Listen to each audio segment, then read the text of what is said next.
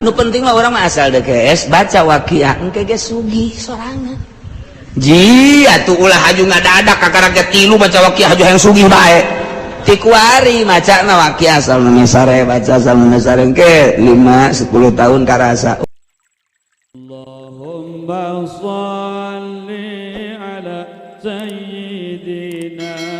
Muhammad. Jadi lamun urang nyeritakeun hakikat teh kos kitu tah tempat mana kok urang hayang gegeraan aya naon di jerona. Ketika urang embung ka masjid padahal tempat mulia kok urang embung ka masjid aya naon. Ketika majelis taklim mulia tempat eta teh kok urang embung ka majelis taklim aya naon. Datang mah datang ke pengajian tapi di hadapan tangkal Ambon we betah. Didinya aya kuntilanak masana teh. Kunti anak bigana tau nyala laki nah ayah lawan di diri orang ketika ayah masjid orang tebetah asup ke masjid ayah naon di diri orang ketika geus asup ke masjid hayang gegeraan keluar ayah naon di diri orang ayah majlis talim kok embung ke majlis ayah naon di diri orang ketika geus asup ke majlis talim kok hayang gerak keluar kuari di imah orang boga kamar khusus betah jasa di kamar teh lantaran aya pamajikan urang tempat curhat zahir batin curhat luhur handap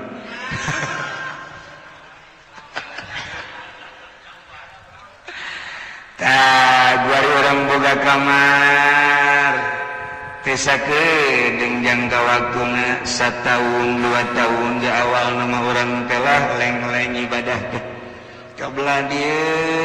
ngeunaheun istiqomah di kamar eta teh bisa tahajud bisa sholat hajat kemudian bisa sholat duha di kamar eta teh aya kenikmatan di kamar eta teh kunci ke urang kamar ngeunaheun jasa ta eta kamar teh henteu sambarangan. Di kamar eta nu mantap abuya selalu didinya baik boga kanikmatan data didinya secara zahir malah sapira bangunan kos gitu tapi secara batin didinya aya kanikmatan nyana dibukakeun hijab antara dirina jeung Gusti Allah aya lazat ibadah sabada sedek nuleukeun teu sedek milu teu sabada aing aing di dieu bae aing aya nikmat eta tempat teu sembarangan. Nah gitu kene kamar urang ketika urang dipakai terus ibadah malaikat datang hadam malaikat ibadah mah terus ka urang ke kadang-kadang ngahudangkeun ka urang geus lila mah urang teh sare ieu geus waktu da ieu jam 2:30 biasa udang can udang ke diudangkeun ku jana tet udang urang jija pocong orang tetangga nu paeh teh sial moal eta teh aya hadang urang urang biasa karasa kurang karasa suku teh dikitu-kitu urang jeuh sasah ulah sieun eta hadang urang terus urang ibadah mantep nah kuari geus maca Quran urang maca Quran teu sakabehna Quran nu ku urang dibaca teh aya lazat teh aya hiji-hijina ayat nu nikmat ka urang. Di mana urang maca Quran bari tadabbur ketika aya hiji ayat anu menyentuh terserah ku Allah dibukakeun hijabna ayat mana macam-macam kumaha wali Allah bae mungkin bae ketika maca Yasin wal Qur'anil Hakim Allah mere hijab blak didinya eta ayat teu sembarangan pastinya mengulang lagi ngeunaheun ayat eta teh aya kenikmatan tersendiri batur geus teu nyahoeun dibaca ku batur ku kumaha ge saboda aing ngeunaheun jasa aya anu man la a'budu allazi fatarani wa ilaihi turja'un ngeunaheun di dinya teh ta eta bae dibulak-balik bahkan aya hiji waliullah salat eta baca eta nya mah salila hirup eta bae lantaran eta keur dibukakeun hijab geus moal leuwih moal aing moal macan nu naon teh eta bae kajeun ku kumaha ge eta bae geus eta bae geus cenah mah aya waliullah anu pas dibukakeun hijabna lazat teh Gusti Allah teh surat hal ata hal ataka hadithul ghasyiyah wujuh yawma idzin khasyiyah amilatun nasibah tasla naran hamiyatan tusqa min 'ainin aniyah laisa lahum ta'am. Datang kadinya teh dibukakeun hijab ku Gusti Allah. Geus eta tadi. Engke rakaat kadua eta deui. Engke babacaan unggal pagi. Bismillahirrahmanirrahim. Hal ataka haditsul ghasyiyah lantaran ngeunaheun jas. Engke ge aya nu menta cai ge. Hal ataka haditsul ghasyiyah atuh manyur lantaran nyana kerasa jeung Allah. Pan anu nyageurkeun teh Allah sedengkeun nyana boga rasa keur babarengan jeung Allah. Nyana teh boga rasa eueuh nu aya mah Allah teu kudu dijampean. Fuh, hah. Eta cai nyeri betul. Fuh, hah. Tanyakeun, kumaha eta? Paeh.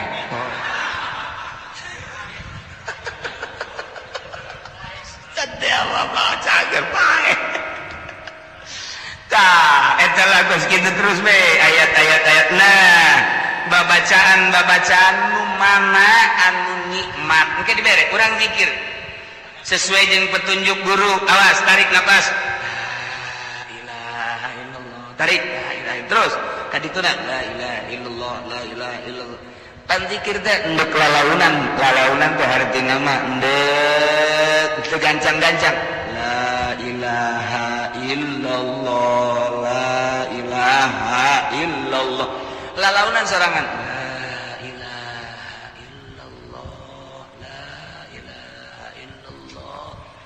Engke beda zikir nu geus dimorokobahan jeung ditapakuran mah ketika maca la ilaha illallah teu aya pangeran wajib disembah Allah naik, teu aya nu dimaksud ingal ti Allah naik deui eueuh nu dituju kecuali Allah. Eta teh geus ngumpul sagala rupa dikencenkeun urang la ilaha illallah. Ulah di eraban hakna lamun kenceng mah la ilaha illallah, la ilaha illallah, la ilaha illallah. Urang dek cepet la ilaha illallah, la ilaha illallah, la ilaha illallah, la ilaha illallah. Engke aya ngeunaheun teng ngeunaheun jam sabaraha pernah ngeunaheun keur zikir nu mana pernah ngeunaheun. Aya zikir lambat dibarengeun bakal lambat bae kana jelema. Artina lolobana lambat bae. Aya nu dibere ngeunahna teh keur kenceng bakal kenceng lolobana zikir teh eta. Urang mah jalamba teu ngeunaheun kenceng teu ngeunaheun. Emang urang mah kos kitu. Nah, aya jelema dibere lambat jam sabaraha. Kadang-kadang teh nya mah zikir teh jam 11:30 mandi ngala wudu. Langsung cicing diuk sigrep kunci. Jam 11:30 beurang. Saat batur macem-macem di pasar, di kantor, di jalan, nu kempes ban segala macam. Wah, geus macem-macem lah jam 1. Nya nama di kamar sorangan la ilaha illallah. Pepegatan jeung alam sekitar. Nya keur jeung Allah. Kok jam sakitu sih? Pernah menemukan jam sakitu teh keindahan, kenikmatan akan diulang lagi jam sakitu aing mah teh pernah manggih. Ngeunaheun amat zikir teh kos kitu kunyana waktu dibere ngeunah ku Allah teh dibere ngeunah kumaha silana kumaha sikapna kumaha cara zikirna bakal ngulang sorangan nyana bakal ngulang sorangan geus pernah dipanggihan kunyana seperti eta jeung batur bakal lain deui ka ngeunahanana mah sarua ngan beda tingkahna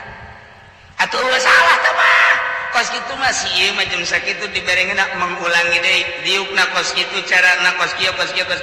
si itu mah lain keur ngeunaheun teh tengah peuting diukna kitu-kitu aya nu ngeunaheun bari nangtung zikir teh bari nangtung zikir teh pernah dibere ku Gusti Allah. Aya hiji waliullah kieu keur ngobrol bae ka jeung jelema dibere taufekna ge harita ku Gusti Allah tak ka jero hatena teh Aisyah ngobrol jeung makhluk aing tilok husu ai ka aing Aisyah jeung makhluk husu amat keur ngobrol kitu tah dibere aya heueuh nya pepegatan langsung tah harita kena keur jeung tamu-tamunya nanyana eta engke terulang teh kitu bae aya kangeunahan waktu diuk di dinya teh nikmat deuk aya tamu deuk geus bae diuk bae di dinya mantak senyata. Terus saya jelema nu diuk bae kos kitu teh bari ngabaso sih eta. Keur ngeunaheun eta jeung. Eta lah terserah dirina masing-masing. Nu pernah dibere ku Allah keur kumaha, maka aya jelema ieu guguru sageusna guguru tarekat maksudna henteu bisa nyana kholwah teu bisa hese amat ieu kholwah teh lantaran nyana berkecimpung di yayasan teu bisa atuh lantaran setahun 2 tahun 3 tahun teu bisa Allah mere penyakit stroke teu bisa leumpah kuari nyana di kamar bae sakjadana aing mah ieu diobatan moal diurut moal hendak ibadah bae ka Allah lantaran sakalian boga ti guru lah geus bae kholwah bae nyana terus bae bisa ya kacai mah sorangan ngarayap-rayap geus anak-anak maka bedeg mau ka rumah sakit moal apa mah geus kumaha Allah bae dek aya nomor enten terus bae nyana zikir bae selama 7 tahun aya nikmat ngeundaheun amat ieu horeganan Masya Allah Gusti tambah deui panyakit abdi Gusti panyakit tambah deui ku ngeunaheun di jero panyakit horegan aya kalimatan saat jangan dibere stroke dipake zikir ka Gusti Allah Allah mukakeun hijab antara dirina jeung Gusti Allah secara lahiriah pamajikan jeung anak dedeuheun jeung nyaheun hayangeun mawa ke rumah sakit tapi di satu lain nyana ngadoa ka Allah Gusti tambah penyakit abdi sebab ngeunaheun jasa meureun mun ditambah penyakit tambah heunah ka Gusti ji atuh da kumaha deui teh rahasia pribadi teh urang boga pamajikan hideung tapi ngeunaheun kadahat teh nya pendeknya hideung cak kabehan teh cak dulur-dulur pegapkeun sia mah jak kasep ya sugih aing siap deui miangan deui he teu ngeunah rupana ora pira tapi rasana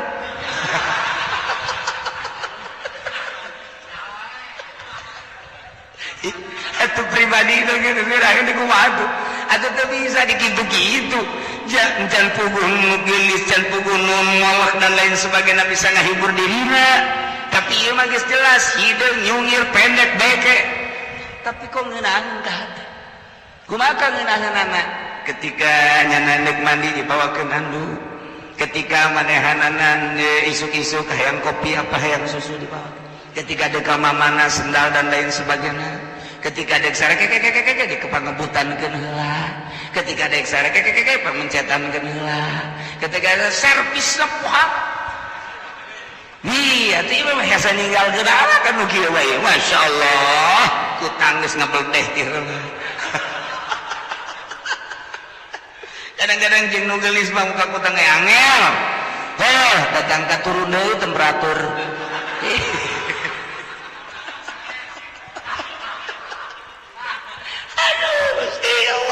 ji atuh hideung tinggal hideung aya nyana senangin atuh geus mantap kolot mah hebat mah sia bahagia jeung pamajikan sia alhamdulillah geus abah mah ngadoakeun bae padahal hate abah na mah teu resepkeun ka awewe eta maksudna teu saimbang amat sia mah cak kasep pos bapana waduh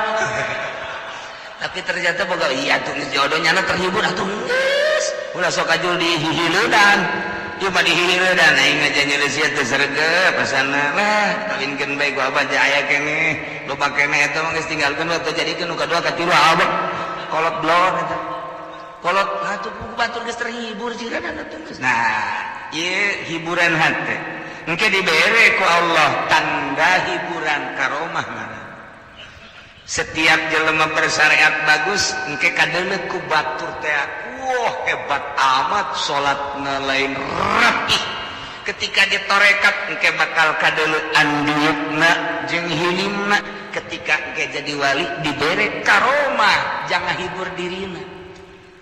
bahwa dirina diangkat jadi wali dihibur ku Gusti Allah karomah teh hiburan kos para nabi dibere mujizat dihibur ku Gusti Allah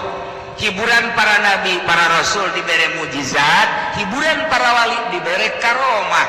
kumata diantarana mundahar gembul teh subuh-subuh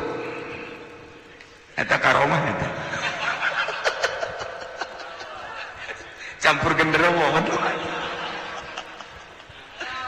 macam-macam karomah nu dibikeun ka para wali hanya dirina lah nu ngarasakeun makin dibere karomah dihibur ku Gusti Allah makin tambah keyakinanna ijah makin loba karomah makin embung nyana ngadoa ka Gusti cabut karomah abdi cukup abdi mah teu kudu dihibur ku karomah abdi mah abdi bae kanyahoan ku Gusti ulah aya nu nyahoan boro batur pamajikan jeung anak ge kapangkat abdi ulah Gusti cukup abdi bae jeung Gusti cabut karomah embungeun teh dibere karomah teh wali asli mah aya urang mah tetep tuh aya tetrek ditawar tah nah eta can sakumaha encan sakumaha eta golok sakitu ojieunna bedil ka aingkeun aing mah ngebul aja bae jadi tembong-tembong eta mah karomah cisokat mah kos kitu mah mah nangawirid atawa make pelor jeung cau Ambon aja diangsulkeun ka luhak tahan tapaciri cedik tara sunggunan mah kos kitu mah nu boga karomah make ketiga haji wali mah dibere bae ku Allah pasti tah mah geus dibere bae geus aya bae engke nyana ge tercegang kok kitu kok kitu menta ka Gusti ulah Gusti jadinya nama lamun ditoler-toler ku masyarakat teh dianggap jelema nuhun alhamdulillah teh kanyahoan ketika aya jelema henteu nanya kanyan alhamdulillah ketika nanya mananya bae tapi henteu ngahormat alhamdulillah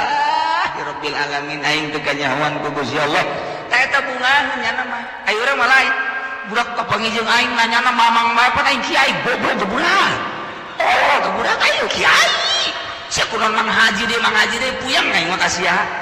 tah itu kapangi di jalan sasalaman kos babaturan aing teh hayang kapangi jeung saya teh kunaon kadahanan cium tangan mah tuh ieu mah kunaon kos salaman kos kitu bae resep aing mah bejakeun cium tangan kitu eta mah kiai golkar tah kos kitu mah jelema anu deket ka Allah makin teu kanyahoan ku batur makin teu dihormat alhamdulillah makin teu disebut alhamdulillah rabbil alamin makin ditoler-toler alhamdulillah geus ngobrol lagi jeung budak kayu jeung kolot kayu jeung nini hayu komo jeung rendang orang madu jarak sebab naon geus teu kadeulean manusia nu kadeuleu eta adalah hamba Allah aya Allah geus saya ka Allah nah kuari geus tina babacaan wa kadzalika tafdilul azkar bihadzal makna wa tafdilu ba'dus shalah 'ala nabi zikir-zikir nu mana anu ngeunaheun di dinya aya kautamaan doa nu mana nu ngeunaheun ka dirina babacaan nu mana nu ngeunaheun ka dirina shalawat nu mana nu ngeunaheun ka dirina aya jelema dibere dalail ku hiji kiai bebejala ka kiai hakikat mama abdi geus ijazah dalail di kiai anu kiai anu haju kuari dibaca bae ku abdi asana teu ngareunana ulah dibaca ku sia ulah cak mama ulah ieu cenah geus ijazah makana ijazahna ijazah wajib kajel ijazah wajib tinggalkeun edan sia maca dalail teh lain nikmat malah puyeng atuh tinggalkeun aju kudu baca Allahumma sholli ala sayyidina Muhammad wa ali sayyidina eta bae sia mah lantaran percaya aja kiai hakikat tinggalkanlah dalail kuari dibaca Allahumma sholli ala sayyidina Muhammad wa ala ali sayyidina Muhammad Allahumma sholli ala sayyidina Muhammad wa ala ali sayyidina Muhammad nanya deui ka guruna ka guru hakikat teh anu dianggap hebat kiai maca Allahumma sholli ala sayyidina Muhammad wa sallallahu sabaraha ulah loba-loba 7 bae seutik amat hayang kene ge 11 kiai hayang kene 40 hiji kiai hayang kena enggeus edan sia ke edan Allahumma sholli teu bagus Assalamualaikum Waalaikumsalam kiai cenah kaganggu kunaon tadina ieu ngawirid waqiah oh mabok waqiah pajore eta jelema mabok waqiah ieu ge jore mabok dalail masa mabok sholawat jeung Quran moal ngamabokeun moal ka jeung kumaha geus jamin pandalail teh sholawat Al-Quran teh kalamullah moal aya anu edan ku maca Quran moal aya anu edan ku maca sholawat edan maca Quran edan maca sholawat eta hayang bae ngeunaheun embung jeung jelema eta edan Quran ari ieu mah edan malah lain Quran dirina kosong teh ngan kebenaran keur maca Quran ulah disalahkeun Quran moal Quran mah moal kuari cenah eta keur ngawirid in ra'aitu adasar eta mah gedean pelet anu dimaksud daripada Quran atuh sia teh ieu pelet Quran sakitu mahal pake ngawirid nu bau breon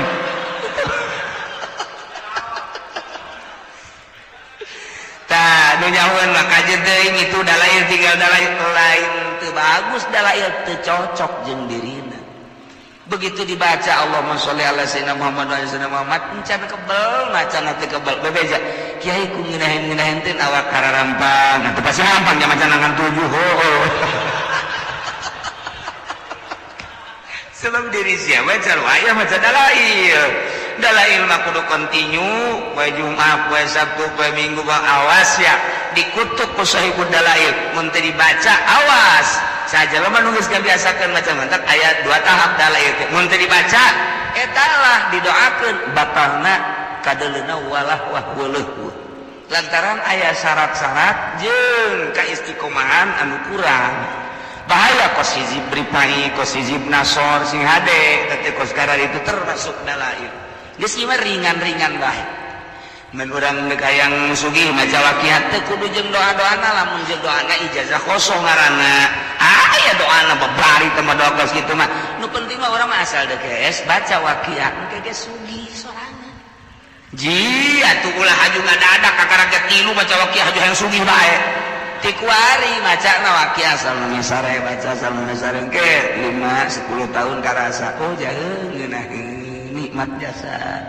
mantep mun dagang maju dagangna mun tani maju tanina atawa urang kumaha ge dijamin bae geus ku Allah eta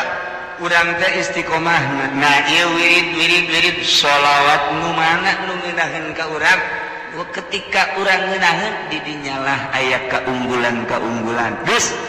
ieu awak urang wadah masjid wadah gunung-gunung itu wadah waktu ge wadah wiridan ge wadah kemuliaan jeung darajat urang di mana urang keur pasna eta di dinya keur dibere kanikmatan urang ayeuna wirid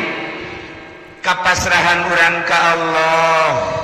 masrahkeun diri ka Allah wiridna teu hayang nanaon ketika mata ceuli irung dipasrahkeun ka Gusti Allah asa lain urang asa Allah bae urang teh asa didieukeun dilempahkeun asa urang dikeceukeun didengekeun ku Allah engke bakal dibere ngeunaheun tret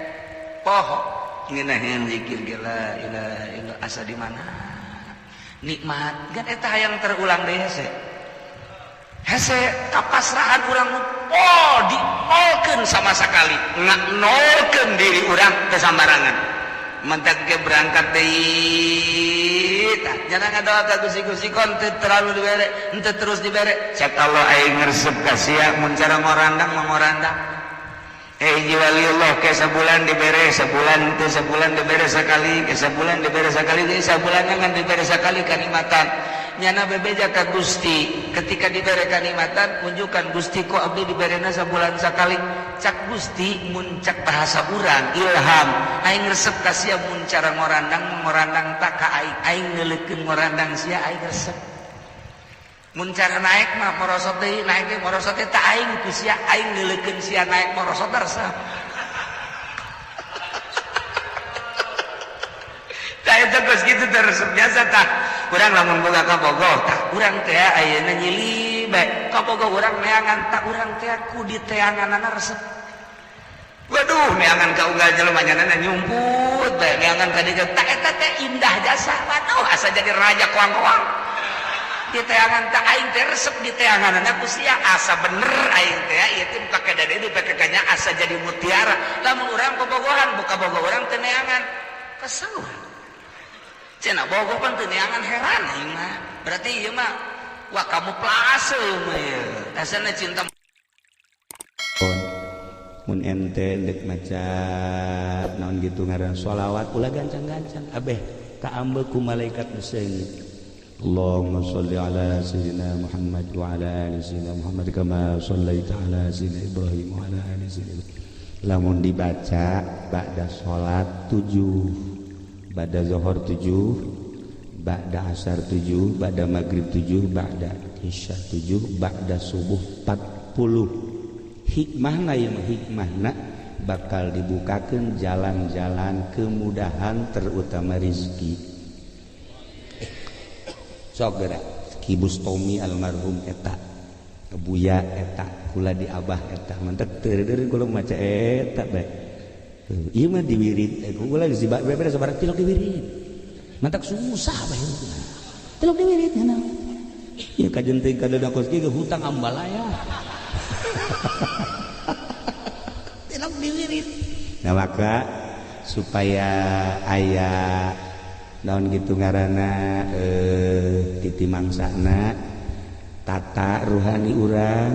mulai kamana coba neangan ahli ruhani jangan lempeng-lempengkeun ruh supaya mengenal Allah. Moal bisa kusorangan, moal bisa. Wajen kuku make moal bisa, tetep kudu datang ke ahlina. Kurang hayang boga pencabai ulah-ulah ruhani hayang boga pencabai kudu ka guruna ngajotos apa kieu atuh apa kieu. Wah atuh ai kieu mah lain pencat mah kos kitu mah minuman teh naon gara? Tuh siapa nyaho bae Kiai Ongko